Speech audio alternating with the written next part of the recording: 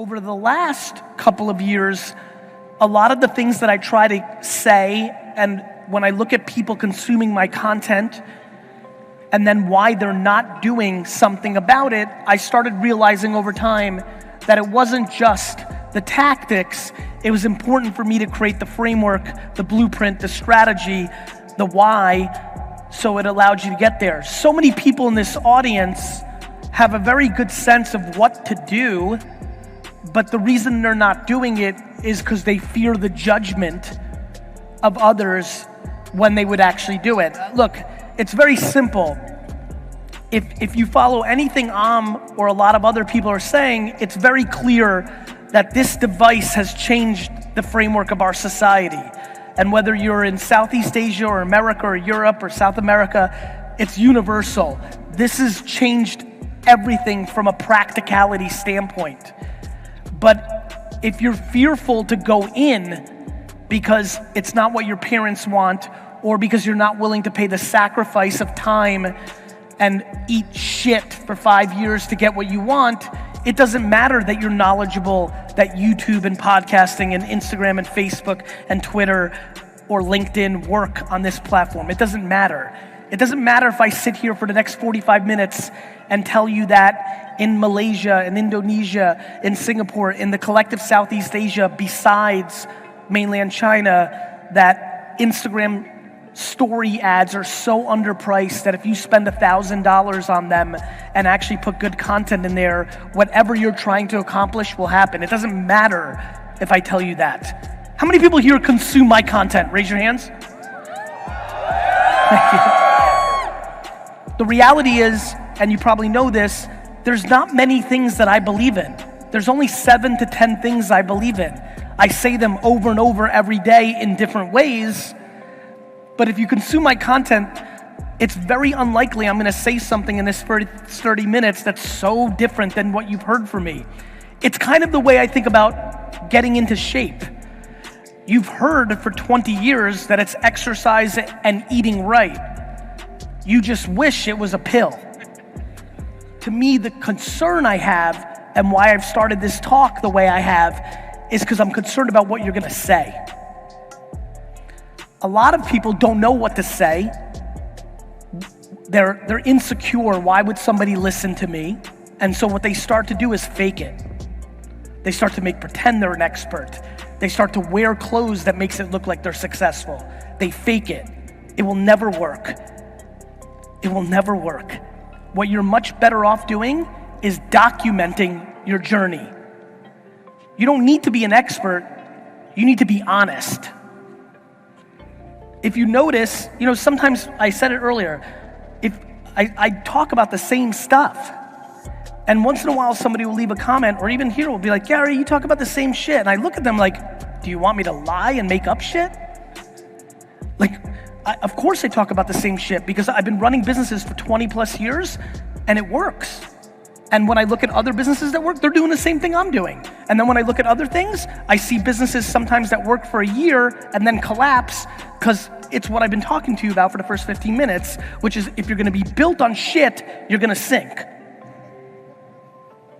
You like that one? That was a good one. I like it too. Like a shit, it's soft. I get it.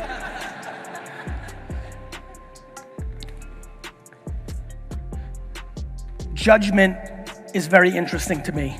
I've come to realize in the last 3 years that it is judgment that is stopping 90% of this audience. Especially when you go into different subcultures, it is scary to me how many of you are not doing things because you're worried about what your parents would think. You're worried about disappointing your parents. You're worried about the leverage your parents have. And that is unbelievably true in every culture, but obviously quite true in this culture. Judgment is the number one thing that I need to break you out of for you to even begin to make content on social networks. You don't need to be perfect. You don't need to be right. You need to stay in your lane. You need to talk about what you know.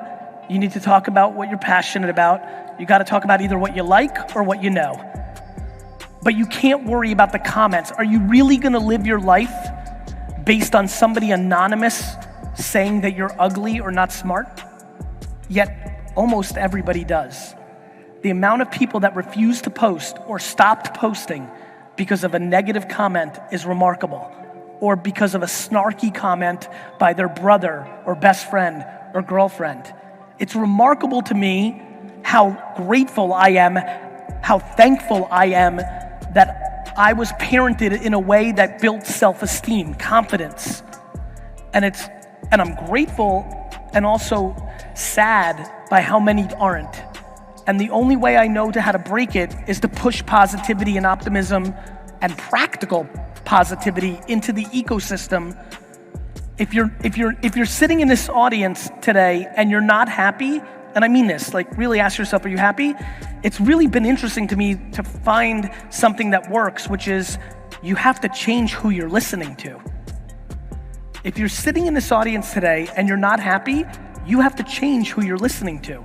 It's scary to me that 85% of the people that are here today are here for one reason. They're looking for something because most likely a parent put them in a position that hasn't allowed them to feel fully comfortable.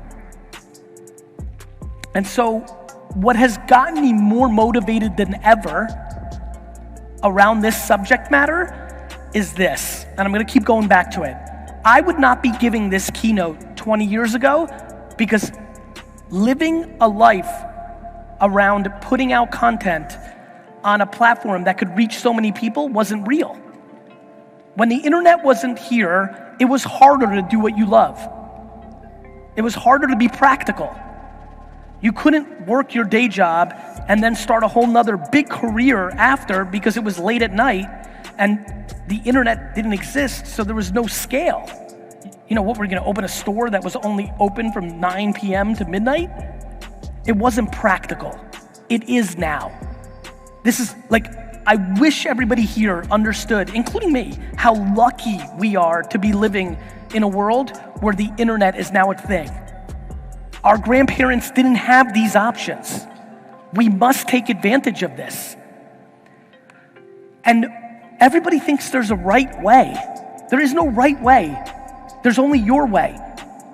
Some people are great at writing, others are not. Some people are comfortable in front of a camera, others are not. Some people are good at talking, others are not. The fact that you have the ability to control how you put out information based on what you're good at is remarkable. I don't want you to have a video blog if you're not comfortable in front of a camera. It's the reason I don't write. All my written content is Rogoff on my team taking the transcription of my audio. I can't write. I've written 5 New York Times best-selling books and I can't write. I'm serious. This is important. I have a top 100 podcast and I don't sit down and do a podcast. I strip the audio out of my vlog. Can we hear it for D-Rock? He's sitting on the ground.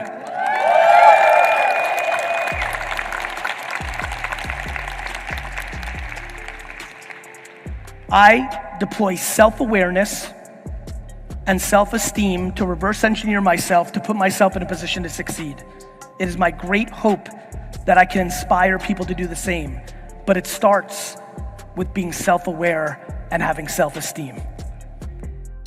Whichever one you choose, you'll never know how the other one would have played out. Yeah, that's true. No, really, and I'm gonna use this for everybody. Everybody's so crippled by decisions, but you never know how the other thing worked out. Let me give you an example. Let's say you don't go to college and you start this business and you were 100% right and it's huge and you're doing so great, but because you did that, you had to fly to America for a big meeting and your plane crashed and you died. That would be a bad idea. Yeah. Or you think you're gonna go to college because it's a good experience and you'll meet people. You can meet people in a business. You're not gonna know.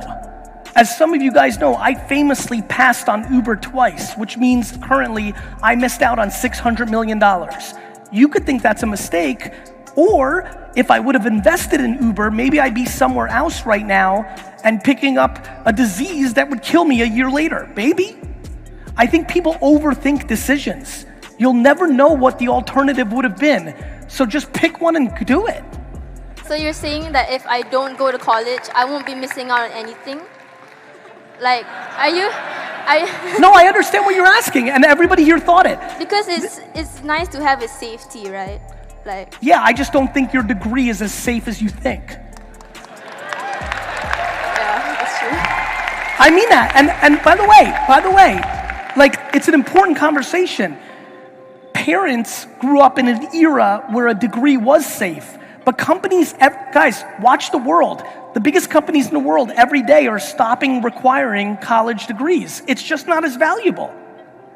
So, but it might be, but for you, forget about a general concept. For you, maybe that degree would have been good. What I'm saying is, you're not gonna know. So choose, live, and then if it works out, great. And if it doesn't, adjust.